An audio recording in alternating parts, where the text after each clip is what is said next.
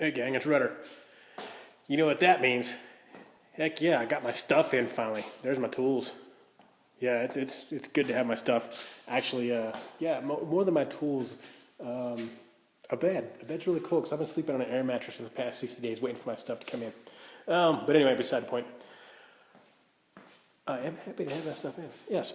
I did tore apart the car some more. I'm going a little progress. I've been busy with work. Work's been killing me. It's late tonight. It's past 9 o'clock, so that's why I'm out here a little late. And the video, again, is going to suck because it seems like I'm always videoing at night. By the way, this is probably the last time I'm using my iPhone. I will have my new camera and tripod set up once I dig it out of the boxes. Whichever box the movers packed it in. I forget. Anyway, yeah, I tore apart the car. Suspension is out of it now. It's all laying right here.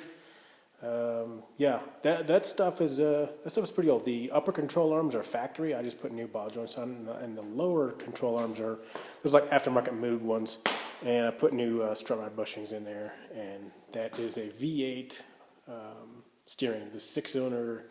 For those of you Mustang guys know, the 6-cylinder and the V8 steering is different. But anyway, I digress.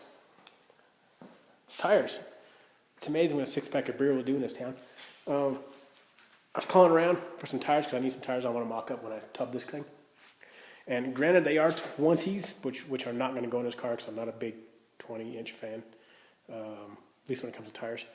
I'm going to probably run 18s in this car, but I just need it for the aspect ratio, and I'll show you guys. These are 295, so I'm going to fit some 295s. Sorry for the shaky cam, but let's go ahead and roll this sucker up front and some light, and I'll show you. It's going to be really hard because the camera, you have no perspective on the size of this tire. But yeah, that's the dude right there. That's going to be, I'm going to see if I can fit that underneath the car. See if I can get my tape measure here and do my glove down there for stop from rolling around. All right, see if I can sorry about the shaky cam again. Ooh, there we go. All right. 295 is going to be approximately about a foot of tire underneath the car. That's going to look cool. Yeah, so I picked that up picked two of them up for a 6-pack of beer. They are used, of course. They're not worth anything. I just wanted them to mock up the car because, as you know, I'm gonna tub it. I think I've settled in on a color. The color is going to be red. Now, what shade of red? I don't know yet, but I'm gonna go with 3 colors. It's gonna be red, black, and chrome, or nickel. I don't know yet that part, but yeah, I'm gonna repaint it. This is again, all the 415s coming off. I welded all these holes in the firewall there.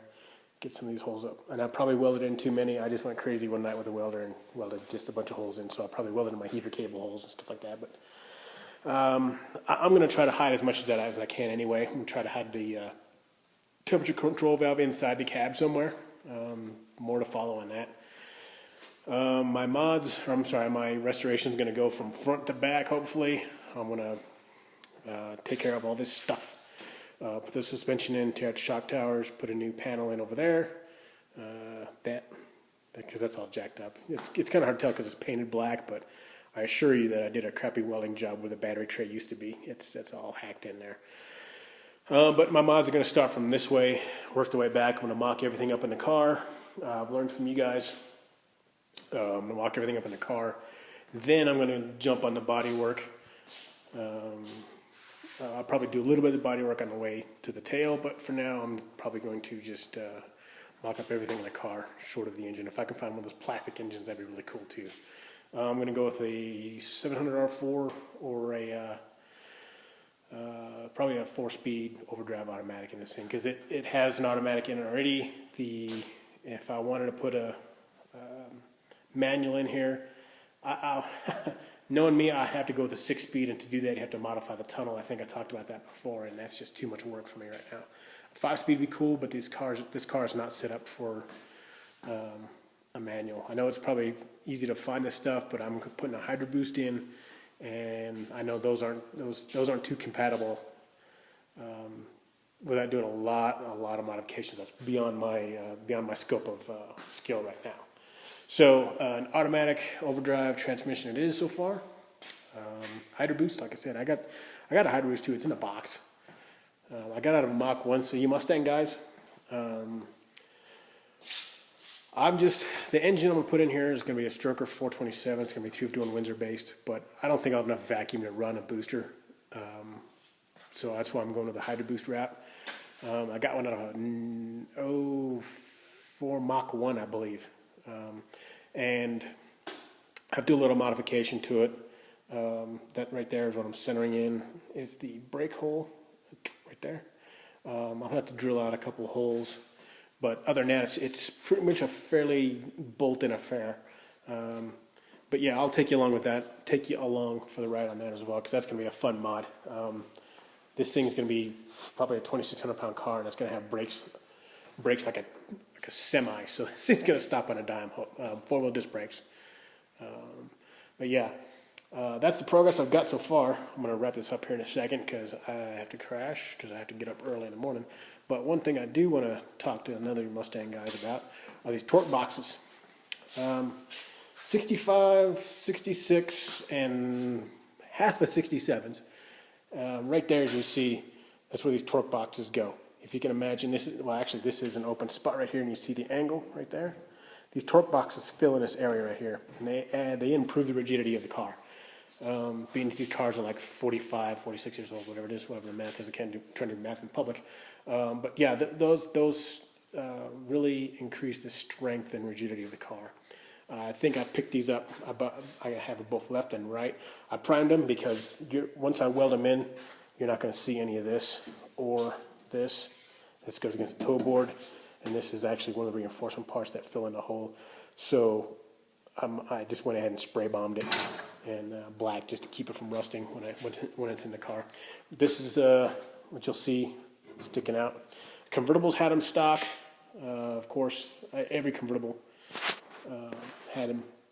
But I think they started putting in, if I'm not mistaken, I think the passenger side on 67s is when they started with these torque boxes as far as coupes and fastbacks. And then 68, 69, and 70, of course, had them stock. But 65, 66 did not. So I'm going to go ahead and add that to these cars, or to this car here, because, like I said, the engine I'm going to plan, I want all the stiffness I can.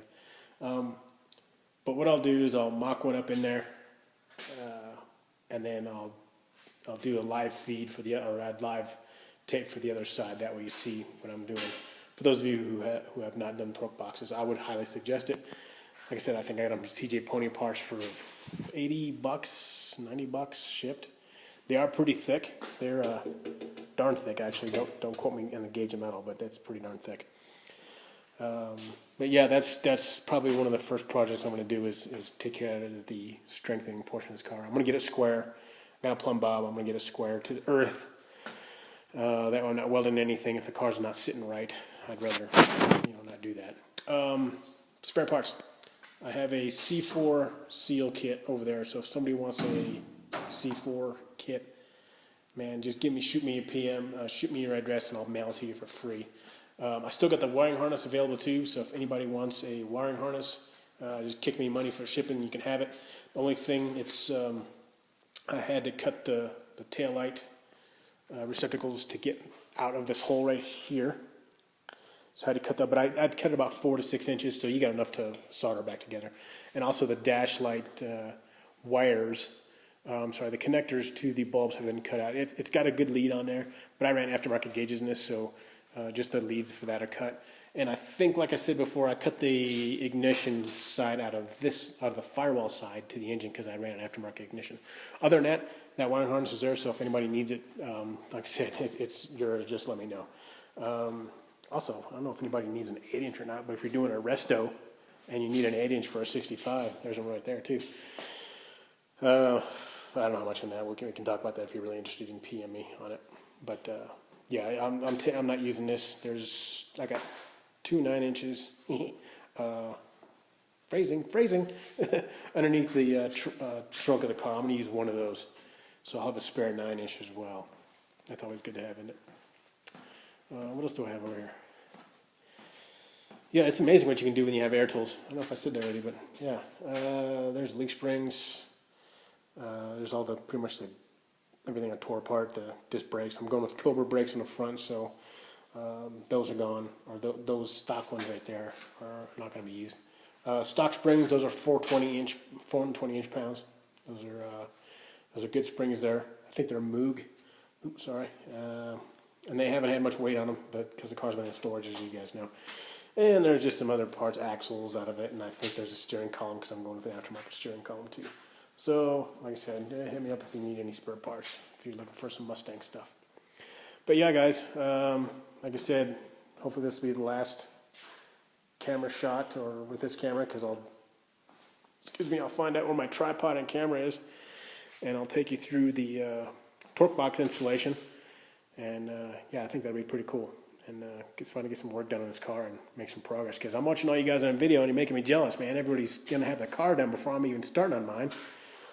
And all you guys will be driving, enjoying your stuff, not making videos anymore, and I'll be the only one out there in YouTube land. But but yeah, other than that, everything's been going good. I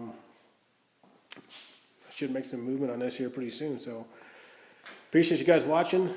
Thanks for subscribing and being there for me and motivating me and whatnot. And keep your shiny side up. All right, guys, take care.